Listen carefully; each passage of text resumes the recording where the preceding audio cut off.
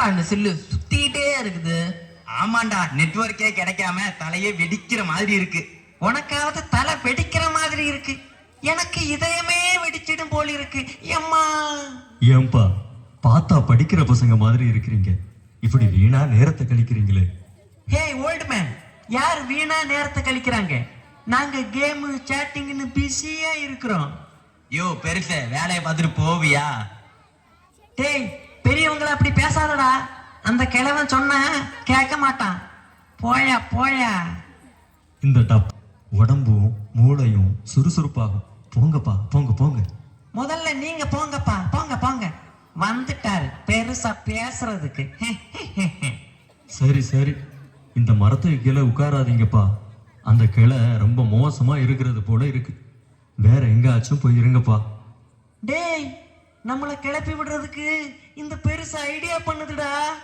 யோ பெருச, போறியா இல்ல பார்சல் பண்ணி அனுப்பிவிடவா? சொந்த புத்தி தான் இல்லைன்னு பார்த்தா சொல் புத்தியையும் கேட்கறதா இல்லை. கடவுள் தான் உங்களை காப்பாற்றணும். இந்த காலத்து பசங்க பெரியவங்க சொல்றத எங்க கேட்குறாங்க?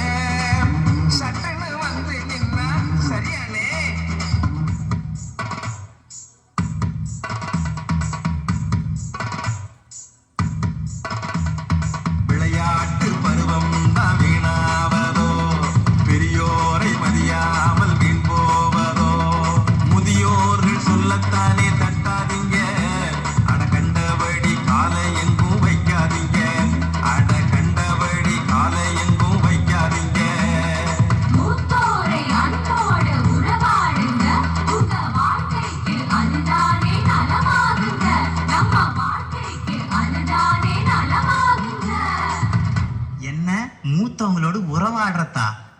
ஓ, ஃப்ரெண்ட்ஷிப்பா? ஃபேஸ்புக்கு, வாட்ஸ்அப்பு, ட்விட்டர் நாங்கெல்லாம் வேற லெவல்ல போயிட்டு இருக்கிறோம்.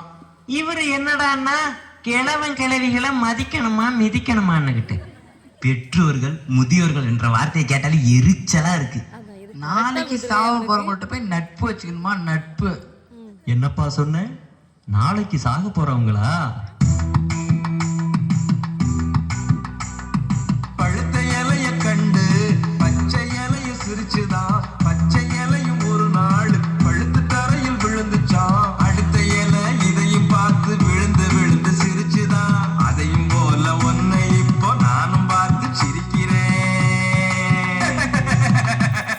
சிரிப்பை நிறுத்துறீங்களா?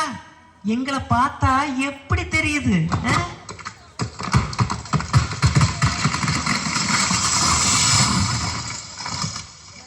ஐயோ, நல்ல வேலை, தப்பிச்சோம். எனக்கு தெரியும், இந்த மரம் ரொம்ப வீக்கான மரம். முதல்ல சொன்னேன், யாரும் கேட்கல. ஆமா, நம்பவே முடியலையப்பா. என்னப்பா இது? மூத்தோர்கள் சொல்லும் போது கேட்க மறைக்குது. சூடு பட்ட பிறகுதானே புத்தி உரைக்குது. தப்புதாங்க, அந்த பெரியோர் சொல்லும் போது உதாசனப்படுத்திட்டோம். இப்பதாங்க புரியுது. ஆமா, அது தப்பு இல்லையா? பெரியவங்களை மதிக்கணும் இல்லையா? அது சரி, அந்த பெரியவருக்கு மட்டும் எப்படி தெரியும் இந்த கிளை உடஞ்சி விழுவுன்ட்டு? அதுதான்ப்பா அனுபவ அறிவு. அனுபவ அறிவு அள்ளி தந்திடுவார்கள் சொல்லி, கேட்டு நடக்காத போது நமக்கு தான் வறுமை துன்பங்கள் துள்ளி. இப்படிதான் வாழ்க்கையிலையும் ஏராளமான துன்பக் கிளைகள் நம்ம மேல முறிஞ்சு விழுகுது. காரணம் வழிகாட்டும் மூத்தோர்களை நம்ம பக்கத்துல வச்சுக்காததுதான். ஐயா எங்களை மன்னிச்சிருங்க ஐயா. அண்ணன் இனிமே பெரியவர்களை கேலி கிண்டலே பண்ண மாட்டேண்ணே. ஆமா, இதத்தான் முதல்ல இருந்தே சொல்லிட்டு இருக்கிறேன். யாரும் கேட்ட பாடில்லை. தம்பிகளா, பெற்றோர்களுக்கும் முதியோர்களுக்கும் இன்னைக்கு நீங்க என்ன கொடுக்குறீங்களோ அதுதான் நாளைக்கு உங்களுக்கு திருப்பி கிடைக்கும். தனக்கென்று எதையும் வைக்காமல் உனக்கென்று உழைத்த உள்ளங்களை காயோ. தனக்கென்று நீயும் தான் வேதனை அடைவாயோ. நீயும் தான் வேதனை அடைவாயோ.